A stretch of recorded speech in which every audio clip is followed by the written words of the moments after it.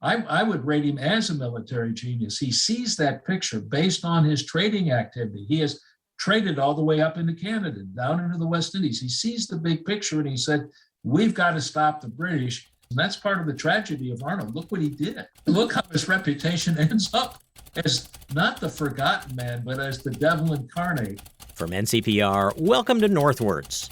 People, ideas, and conversations from and about Northern New York, Vermont, and beyond. I'm Mitch Teich. Support for the Northwards podcast comes from the J.C. Steiniger and M.E. McDonald Charitable Fund at Adirondack Foundation, in support of the Adirondack Foundation, building stronger Adirondack communities. One of the great things about living in this part of the country is the history that's all around us, history that goes back hundreds of years. Take, for example, around this time in the year 1777. It was then that a major general in the Continental Army arrived in the North Country with an aim towards turning the tide in the Saratoga campaign in favor of the colonies. That major general, you probably heard of him, would distinguish himself in the battles of Saratoga, sustaining a major leg injury, in fact, in the second battle in the fall. But his reputation today is far from sterling. The man was Benedict Arnold, and his name for most of us brings to mind one of the most notorious cases of treason in our history. But filmmaker Chris Stearns and historian James Kirby Martin say the label of traitor needs to be weighed against years of military heroism, much of it accomplished right here in the North Country. Stearns is the director of Benedict Arnold, Hero Betrayed, which is based on Martin's book, Benedict Arnold, Revolutionary Hero. The film came out a couple of years ago, and it features interviews with numerous academics, footage from the region, and historical reenactments. Stearns and Martin joined us via Zoom. Welcome to both of you. Thanks, Mitch. Really appreciate it. Likewise, I'm ready to go. I love what we're doing. Well, I want to start with a question for you, Jim Martin. What was the spark that lit your original research on Benedict Arnold? Well, that spark occurred many, many years ago, and many different reasons. One of which was I was coming off a book project. I'm looking around for a new topic. And I knew that Benedict Arnold was a very controversial character. And I'd read enough about him in terms of what we call secondary books, general histories about him, that there was really something wrong. And what was wrong was that people were writing about his life backward.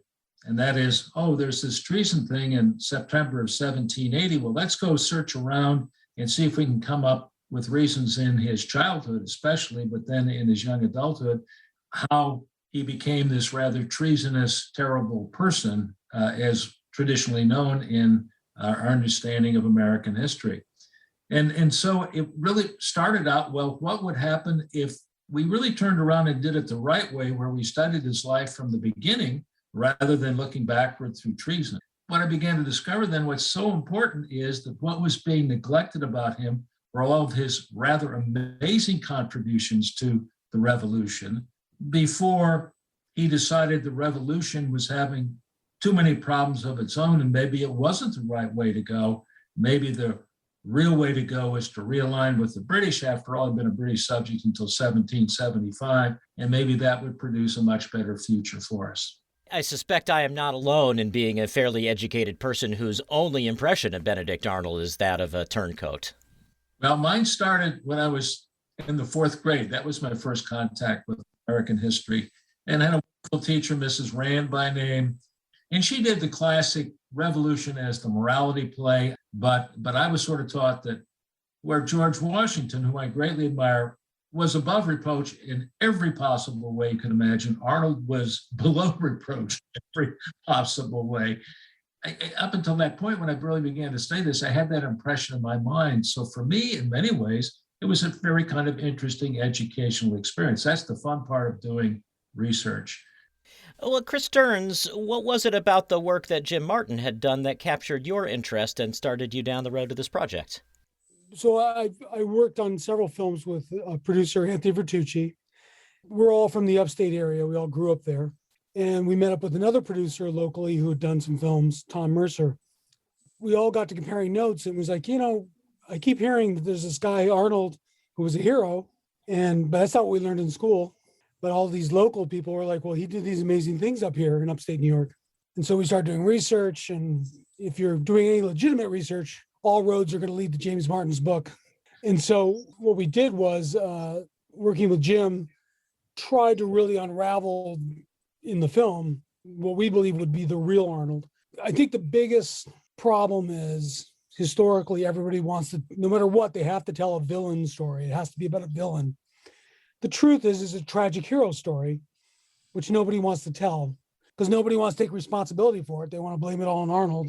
And the truth is Arnold had very good reasons, as Jim has already described, for wanting to leave the revolution. And our film helps people understand his reasoning. It sounds to me like the story of Benedict Arnold is as much about someone, not only is he kind of a, I don't want to say he's a military genius, but he's a really brilliant tactician anyway.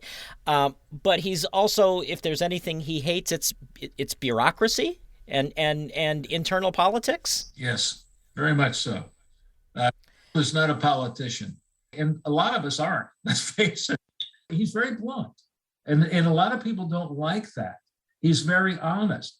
Arnold sees in 1775 that if we get into a big war, the worst thing that can happen to us is to let the British take control of the Hudson Highland corridor running up through Lake Champlain and all the way up through Richelieu River up into the Montreal area. That the British will only have to divide, they can divide the colonies by simply moving forces in, taking control of that water corridor.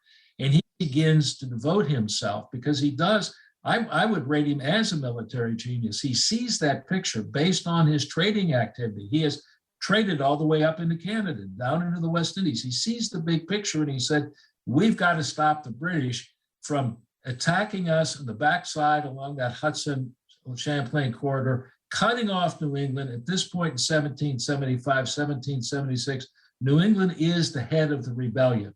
And we can't let that happen. And he devotes himself to that.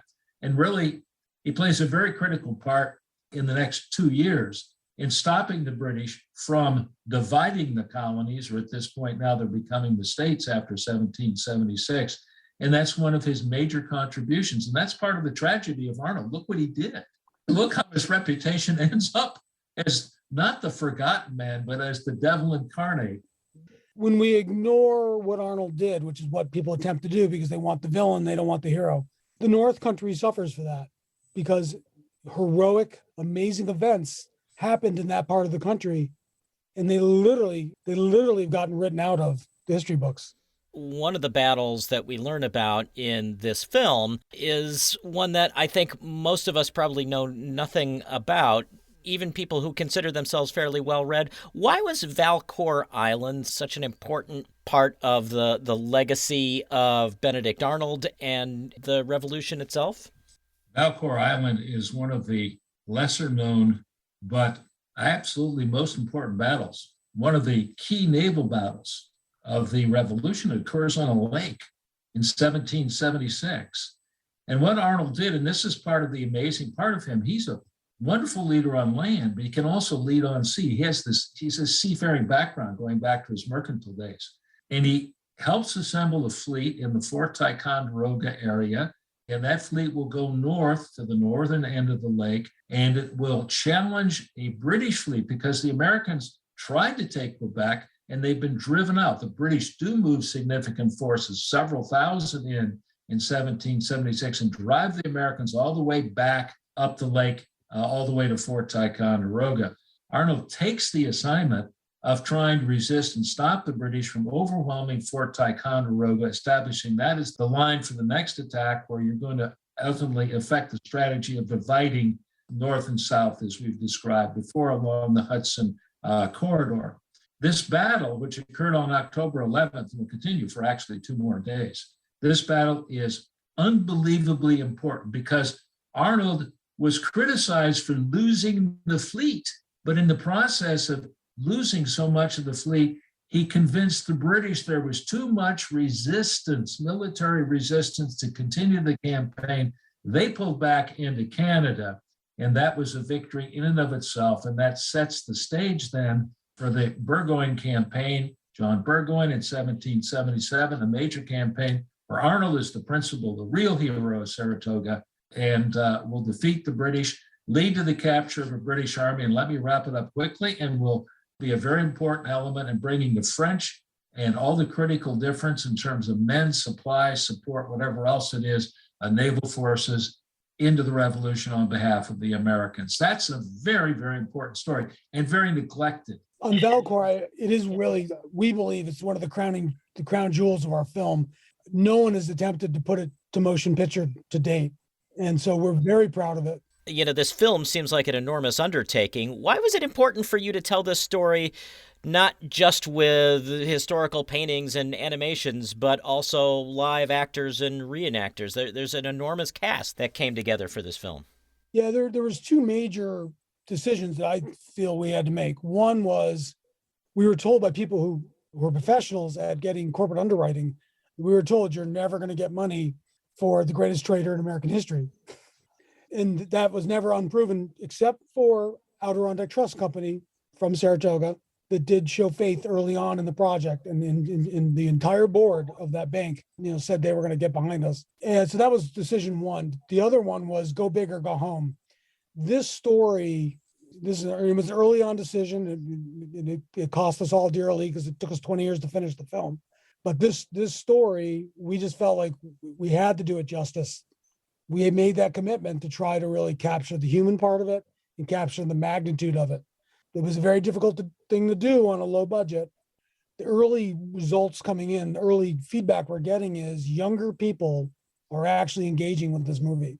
Educators tell us that they want to use this film to teach children because it actually keeps them engaged. It's not just empty battlefields and candles and windowsills and paintings. We really try to capture the human story, and I'm hoping that paid off.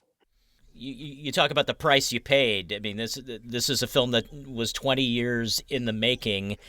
How do you wrap your head around the fact that you have this thing out there now, finally, after all these years, that tells this story? I'm really very pleased. It was really a labor of love is the best way to describe it, to try to portray the revolution more realistically. The central story is this was a very divided population. There's a lot of good work out there on loyalists. I'm not necessarily pitching their case. There's also a tremendous amount of neutrality on the part of the population, really not getting involved. So we fault a person like Arnold, who was about as involved as you could possibly get, and we criticize him. We tend to forget there are a lot of people out there that were not doing their part. They weren't playing fairly. They were trying to find ways to benefit from the revolution that would serve them personally. That's one of the things that actually bothered Arnold. He's very aware of this. He writes in one of the letters close to his treason, why is our army allowed to starve in a land of plenty? Why aren't the people supporting us? These are real issues. George Washington knew that. He's begging people to join the Continental Army. And Washington, at times, even in 1780, when Arnold makes his decision to go back, the cause is almost lost for lack of popular support. It's a real problem. The population really wavered, in many ways wasn't committed, wasn't suited for the long-term fight. And I think that becomes simply a matter of greater honesty, because I learned as a kid that everybody united in 1775. They walked forth with one united, as one united family, arms linked together, and they stood tall for 8 long years, and they somehow then overcame this tyrannical British Empire. That's what I learned, and that's simply not true. It's a remarkable story on so many levels, and I'm so grateful to the two of you for taking the time to share it with us and give us a better sense for the real story of Benedict Arnold. Thank you for your time. Yes, Mitch, thank you very much. Chris Stearns is director and writer of the documentary Benedict Arnold, Hero Betrayed. James Kirby Martin is the author of the book Benedict Arnold, Revolutionary Hero, and executive producer and chief historian on the film. We spoke with them a couple of years ago when the documentary came out. It is available on a variety of streaming services. There is no doubt about the reputation of our Ethan Shanty. He's here with a list of the people that bring you this show every week. Northwards is an NCPR podcast production. The show is written, edited, and produced by Mitch Tyke with digital production supervision by me, Ethan Shanty. Caitlin Kelly handles our social media, Bill Hanel is our digital director, and Doyle Dean is our production manager. Music is by the Wickmore Jazz Trio of Plattsburgh. To support this show and find more podcasts, visit ncpr.org. This is NCPR, North Country Public Radio.